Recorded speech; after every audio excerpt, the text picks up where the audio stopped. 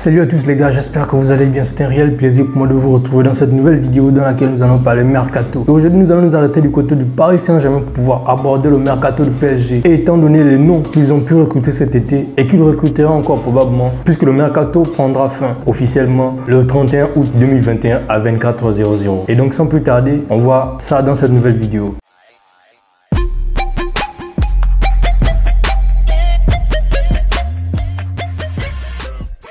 Et je voudrais commencer par le casse-tête actuel du Paris Saint-Germain, c'est le dossier Kylian Mbappé. Vous savez tous que le contrat du produit français expire le 30 juin 2022 et pour l'instant, le joueur n'a pas encore accepté de prolonger son contrat. C'est une situation qui semble un petit peu difficile vu que s'il ne prolonge pas cet été, il partira l'année prochaine libre et cela pourrait faire les affaires du Real Madrid qui attend avec impatience que l'attaquant français ne puisse pas prolonger son contrat pour pouvoir l'attirer plus facilement. Comme vous le savez tous, parmi les clubs français, le Paris Saint-Germain fait partie des clubs les plus actifs sur le marché des transferts en cet été pour avoir recruté des gros noms, de nos ronflants, notamment on peut citer Sergio Ramos, on peut citer Jorginho Wijnaldum, Achraf Hakimi ou encore le gardien italien Donnarumma. Et comme c'est le slogan du club rêvons plus grand, je pense que le PSG a pour ambition cette fois-ci de soulever la Ligue des Champions vu la qualité de l'effectif qu'ils auront. Parce que sans vous mentir, le Paris Saint-Germain, j'ai toujours dit dans mes vidéos, ils ont un effectif qui n'est pas là pour jouer la Ligue 1. C'est vraiment honteux quand je vois qu'ils n'arrivent pas à gagner la Ligue 1. C'est vrai qu'il y a de plus en plus de clubs en France qui rivalisent, mais c'est vraiment honteux pour moi vu la qualité de l'effectif qu'ils ont. Du côté des arrivées, comme je disais, il y a des gros noms. D'abord, on s'arrête du côté des gardiens. On se rend compte que du côté des gardiens, c'est véritablement saturé. Ils ont Sergio Rico qui est là. Je ne sais pas s'il jouera, je ne sais pas s'ils le vendront. Effectivement, ils doivent le vendre. Qu'il va falloir prêter peut-être pour pouvoir libérer de la masse salariale. En tout cas, du côté des gardiens, ça semble être du lourd. Puisqu'on connaît la qualité de Keylor Navas, qui est un bon gardien. Il a prouvé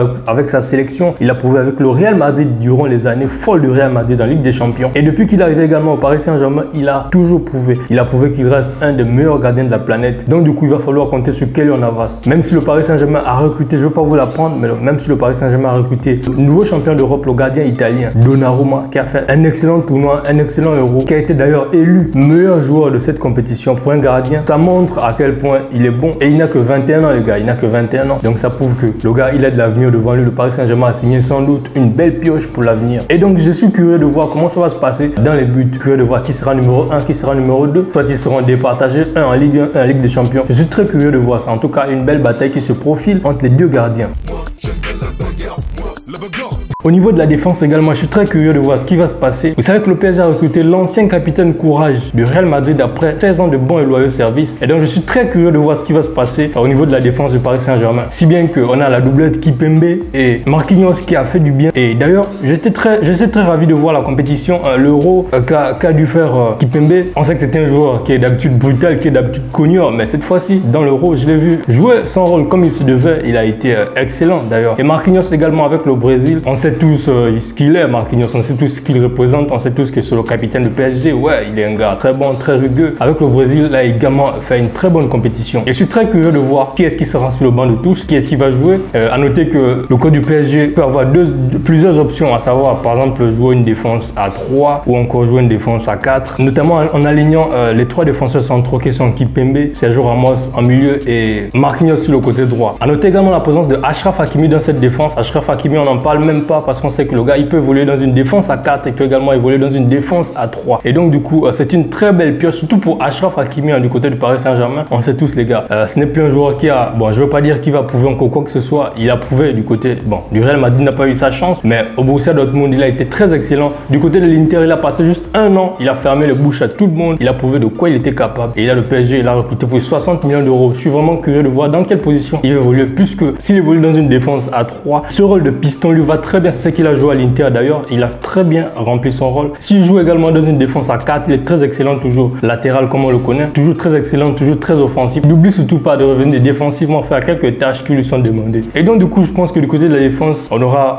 également un casse-tête du côté du PSG. Sergio Ramos est un petit peu à 34 ou 35 ou 36 ans, je sais pas trop. Donc ça veut éventuellement dire qu'il y aura peut-être des rotations, tout ça. En tout cas, du côté gauche de la défense, je sais pas trop ce qui va se passer, mais a priori, Juan Bernat devrait revenir récupérer sa place. Du côté du milieu de terrain, en plus d'excellents milieux qu'ils ont déjà, à savoir Idrissa Gana Gueye, à savoir Danilo Pereira, à savoir Marco Verratti qui a fait un très bon Euro, ils ont encore ajouté une fois de plus Jorginho Wijnaldum qui arrivait gratuitement de Liverpool. Franchement, c'est peut-être le profil qui manque au Paris Saint-Germain, je ne vais pas le dire. Je ne suis pas un énorme suiveur du PSG, mais je pense que c'était une très bonne pioche. Bon, le gars également, il est dans la trentaine en ce moment, mais je pense que c'est un bon recrutement du côté du Paris Saint-Germain. Et je suis curieux également de voir dans quelle configuration vont-ils évoluer véritablement, dans quelle configuration vont-ils évoluer, parce que franchement, cet effectif, ce n'est pas pour jouer la Ligue 1, ce n'est pas pour jouer la Ligue 1. Moi, j'estime que le PSG va totalement écraser la Ligue 1 et j'ai hâte de le voir en Ligue des Champions et j'aimerais voir ce qui va se passer réellement dans ce milieu de terrain avec le recrutement de Wijnaldum. On parle également éventuellement d'une arrivée de Paul Pogba. On ne sait pas ce qui va se passer puisque en ce moment, il est en discussion du côté de Old Trafford.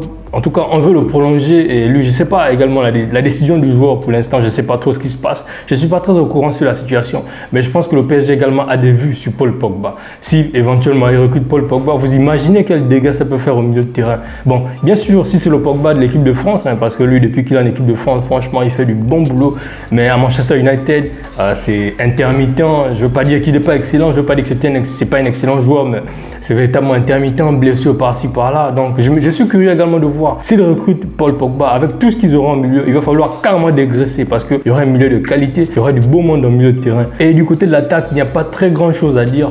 Il y a du beau monde, il n'y a pas très grand chose à dire. On sait que Neymar reviendra de ses vacances de la Copa América. C'est lui le leader offensif. Et éventuellement, si Kylian Mbappé arrive à prolonger son contrat, ce sera lui, là, je crois, l'attaquant de pointe. Et on va chercher peut-être à se débarrasser de Mauro Icardi, qui, pour moi, n'est pas un attaquant fait pour le PSG. Si bien que c'était un attaquant, c'est un ancien style d'attaquant qui est là simplement en renard de surface. Or, le Paris Saint-Germain est une équipe qui se veut dynamique et qui a besoin d'un attaquant qui puisse jouer comme de Luis Suarez, quoi. Vous voyez ce que je veux dire. Donc, du coup, je pense que Mauro Icardi, si bien qu'il est pisté par la Juventus de Turin et par d'autres clubs, en tout cas, je suis curieux de voir ce qui va se passer en attaque. Si Kylian Mbappé arrive à prolonger son contrat, je crois qu'Icardi va jouer les doublures de Kylian Mbappé. En tout cas, ce sera une bonne chose puisque le coach aura plusieurs options en fonction également de l'adversaire en face. En tout cas, c'est comme je disais, en attaque, ça va également être chaud avec du Neymar, avec du Di Maria, avec du Kylian Mbappé, avec du Mauro Icardi, avec du Draxler. En tout cas, ça dépend de l'effectif qu'ils croiseront sur leur chemin. C'est comme je disais tout à l'heure. Avoir un effectif fourni également, c'est une très bonne chose puisque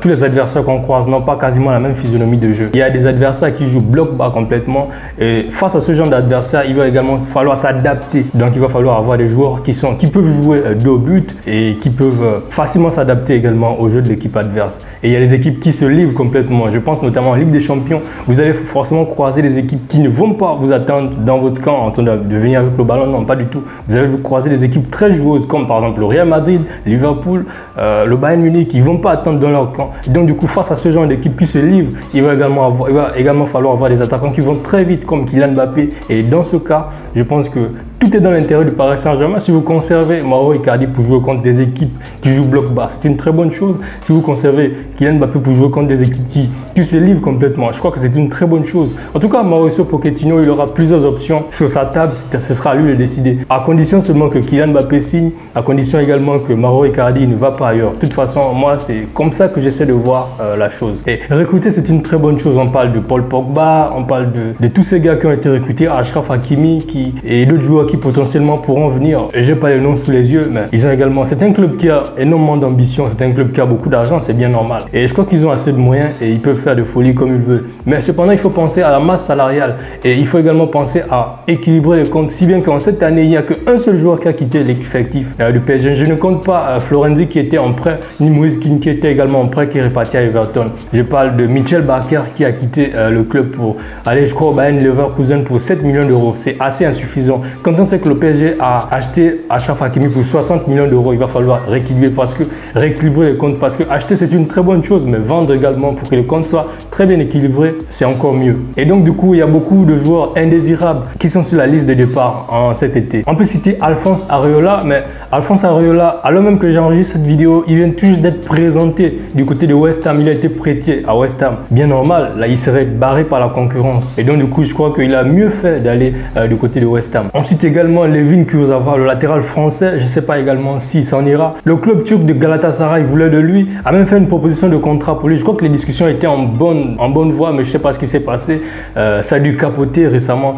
Et donc, du coup, je pense que peut-être qu'il restera au club pour jouer la double de Bernat. On ne sait pas trop ce qui va se passer. Et on peut également citer Thilo Kehrer, le petit Allemand qui a été emmené au Paris Saint-Germain par le monsieur derrière moi, à savoir Thomas Tuchel. Et donc, du coup, je pense que lui également, le PSG devrait se débarrasser de lui. On ne sait pas à quoi il servirait très exactement. Défenseur central, il n'arrive pas à jouer son rôle comme il se doit. Latéral droit. Je me rappelle que un match contre le Bayern Munich, c'était vraiment la catastrophe. Toujours du côté des départs, on parle de l'ancien joueur du Barça, Rafinha, ou encore de Ander Herrera, qui ont de moins en moins de temps de jeu depuis l'année dernière. Et je pense que le Paris Saint-Germain va devoir se débarrasser d'eux, si bien qu'ils sont sur la liste de départ. Et on parle également de Pablo Sarabia, qui a une très belle cote en Europe. Il est pisté notamment par des clubs en Italie, essentiellement l'Inter et la Lazio. Mais les deux clubs refusent de payer les 20 millions d'euros qu'exige le Paris Saint-Germain, tout simplement parce que le joueur est très âgé. Je crois qu'il a 29 ans. Et l'année prochaine, il aura 30 piges. Et vous savez comme moi que plus un joueur est âgé, moins il vaut sur le marché de transfert. Et donc, du coup, c'est là où les équations se compliquent un petit peu du côté de Paris Saint-Germain, puisqu'il va falloir jongler avec la masse salariale. Il va également falloir équilibrer les comptes pour pouvoir prétendre à un mercato parfait. En tout cas, le PSG, c'est un club aux ambitions démesurées. Donc, ils peuvent se payer qu'ils veulent. Mais pour pouvoir le faire, il va falloir également dégraisser. Et ça passe par se débarrasser des joueurs qui sont sur la liste des indésirables,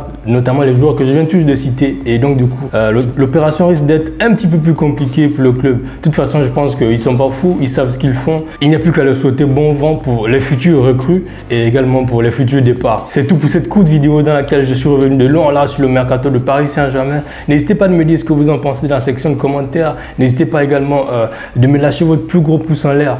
On n'oublie pas de s'abonner les gars, on n'oublie pas de partager avec ses amis passionnés de football. Moi ça m'encourage énormément et ça aide à ce que la chaîne soit de plus en plus référencée. Ça aide en plus de cela que la communauté puisse s'agrandir davantage. Je vous remercie pour tous ceux qui sont nouvellement abonnés. On n'oublie pas de liker comme j'ai dit, on n'oublie pas de partager, on n'oublie pas de s'abonner pour ne pas manquer le meilleur de football. Quant à moi je vous donne rendez-vous dans quelques jours pour une nouvelle vidéo d'actualité, pour une nouvelle vidéo mercato et pour de nouvelles aventures. En attendant que l'on se retrouve dans une prochaine vidéo, n'oubliez surtout pas, gardez le sourire et vive le football. Ciao.